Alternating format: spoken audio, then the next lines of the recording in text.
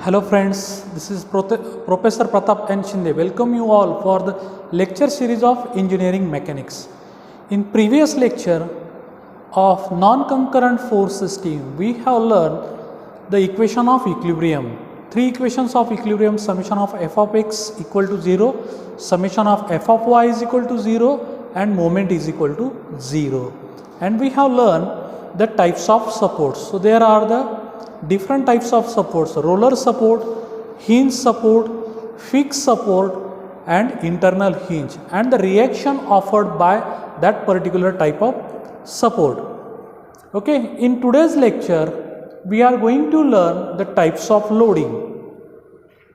Okay, so if you observe this type of beam which is supported by the help of roller support at one end, and at the end will be the hinge support, and different types of loading is there. So this type of beam is known as a simply supported beam. Okay, it is simply supported on the support.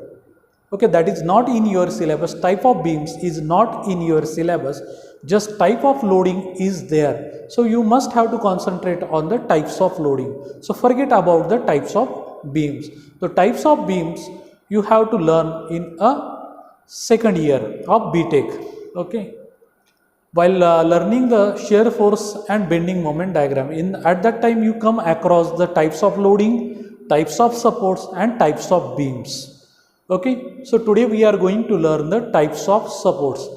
So if the symbol is like this arrow, which is this force is acting at point C, if the force is shown by a single arrow which is acting at a single point, therefore this type of loading is known as a point load. And this is the free body diagram of this simply supported beam. Here roller support, so I have replaced it by the single reaction.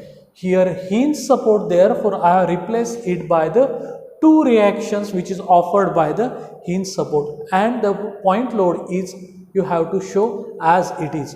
Let's say that if this is span L1, this is L2, this span is L3, and last span is L4. So you have to show according, this is L1, this is L2, this is L3, and L4, where the points where the load is acting at the same point you have to show. Let's say that it is acting at point C, D, and E.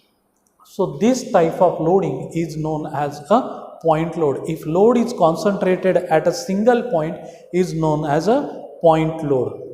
Now next type of beam and support also, as well as the types of loading also we are going to learn. So if the beam is supported, so which type of support is this? We have learned in previous lecture. Yes, this type of support is known as a fixed support, and this type of beam is known as a cantilever beam. So many times when you see the balconies of high-rise building, so in that case one end is free into the air and another one is fixed. So same is the case over here. So here the one end is fixed into the column or in a wall, and another end of this beam is free in air. So this type of beam is known as a cantilever beam. So forget about the type of beam. We are bothered just only type of support and types of loading. So this type of support is a fixed support, and this is the which type of like support like a rollers. Loading is like a rollers, like a wheels of a rail. So this type of support, this type of loading is always shown by the symbol like this or like this, and it is notation or the unit is given W per meter. So this is intensity of loading. Per meter the intensity is W, and it is over the span L meter. So therefore this type of loading is known as a uniformly distributed load, or UDL. Short form is UDL, uniformly distributed load. So either you can show UDL by this symbol or by this symbol, both are the same. If rectangular type of loading is there, that is again indicates it is UDL, and its intensity is W per meter. So per meter W.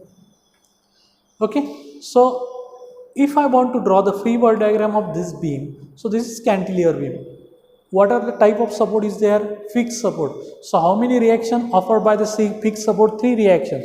Therefore I have replaced by that support by the 3 reaction, one in y direction, one in x direction, and another is moment.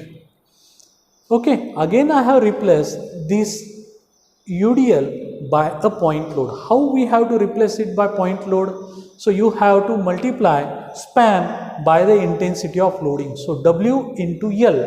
So W into L, and I have converted this UDL now into point load. So the load will be shown on a single point, and it is acting at the center of the span. Whatever the span is here, let's say the span is L. So it is acting at a span of L by 2 from the left end and L by 2 from the right end. So it is always acting at the mid span. Instead of that, if the figure is given like this, okay, if this is a cantilever beam and the loading is given only for this portion, and this span is L1 and this loading intensity is W. So how you can show? So you have to replace this UDL by point load. So I have replaced here, and it is W into L1, and it is acting L1 by 2 from this end and L1 by 2 from this end. So it is always acting at the center of the span of loading, okay, not a beam. It is always acting at the center of span of loading. Here loading span is total L, so the point load is converted into W into L, which is acting at the center of that loading span. Okay, remember the word loading span. It is acting at the center of loading span. Now another type of loading, this type of loading is a triangle load, okay, or it is another name is uniformly varying load. The load is varying uniformly from W to 0 over the span L2 meter or span L2 meter. Again, this is simply supported beam, and this type of loading is UVL, uniformly varying load. Okay, so I have to replace this hinge support by the two reaction RAY and RAX. This is roller support, so I have to replace it by the single reaction, that is RB.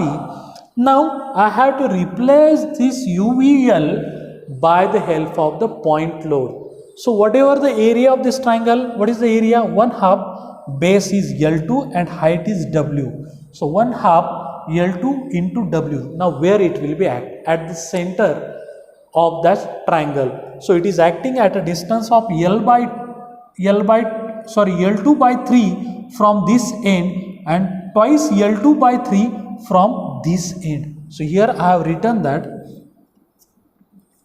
this distance is L2 by 3, and this distance from the 0 end, it is twice L2 by 3.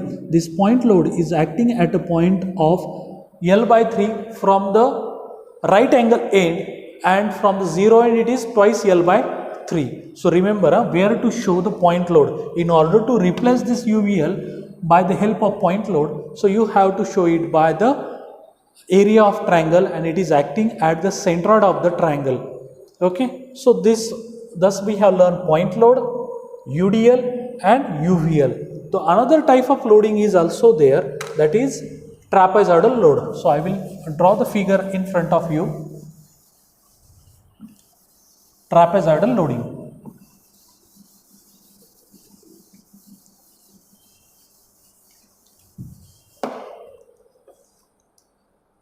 I will show the intensity over the entire span. Let's say this simply supported beam, this reaction is RA and this reaction is, let's say, RB. Okay.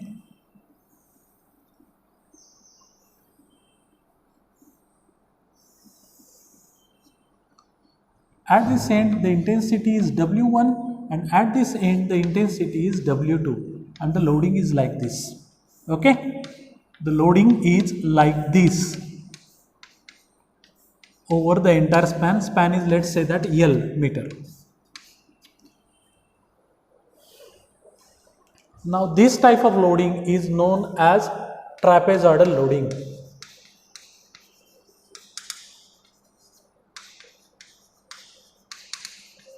Or it is again one of the type of uniformly varying load. So now how to replace this type of loading by the point load? If you observe this figure, can we able to distribute this load into two types just before we have learned? Yes, we can distribute it this type. One is UDL and another one is UVL. So I will replace over here for you. Same beam, this is RB, this is RA.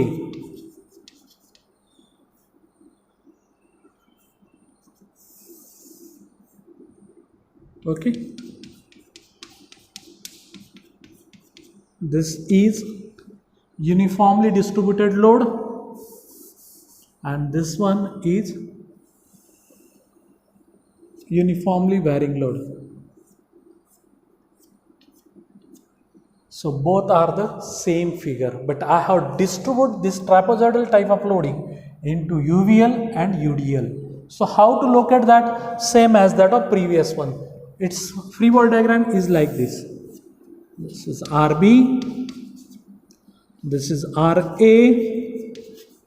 Now first we have considered the UDL. So what is the intensity? W2. This is W2. So this is again W2. What is the remaining one? This part?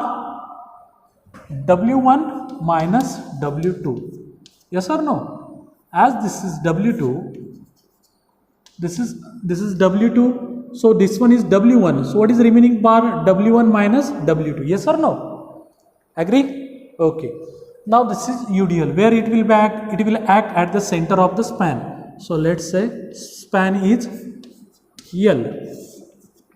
So it will be act L by 2, L by 2. This point, central point is C. And this type, the loading is W2 into L. I have converted this UDL now into point load and it is acting at the center of the span L by 2, L by 2. Now this is trapezoidal load. Sorry, this is a UDL. It is acting at the center of the span W2 by W2 into L and at the center of the span. Okay, this is UDL. Now this is UVL. What is the formula to find out the total intensity of load? Area of triangle.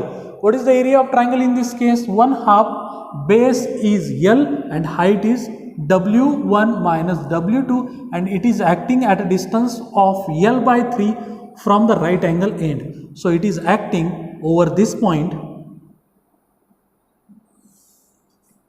What is this? 1/2 base is L into height W1 minus W2. So this is the intensity of this load and it is acting at a distance from end A is L by 3 and from this end it is acting at a distance of twice L by 3. So this is the location of this uniformly varying load and this is the location. Let's say this point is E or D. Okay. So thus we have converted this trapezoidal load into UDL and UVL and I have drawn its free body diagram. Okay. Now another type of loading is if in your beam, let's say this is simply supported beam again and this type of symbol is given. This type of symbol is given. So this is known as a couple. This is known as a couple or it is known as a moment. It is known as a moment. Okay. This type of loading is known as a couple or moment. Instead of that, it can be shown like this also.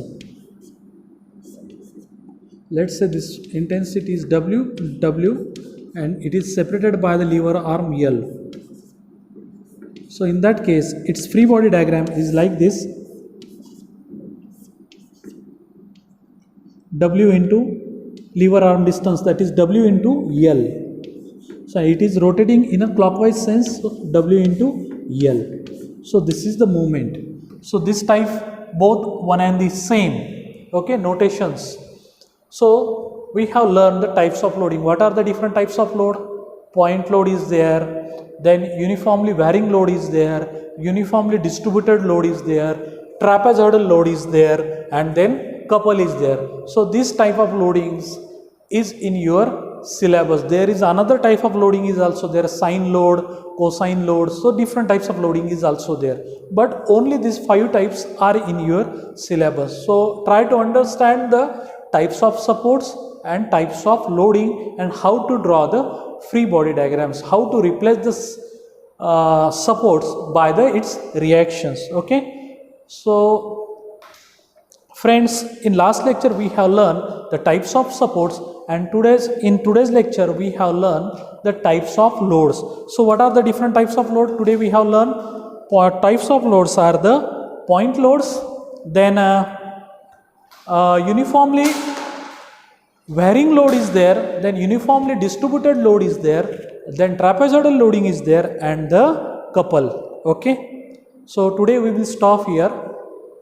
Thank you very much.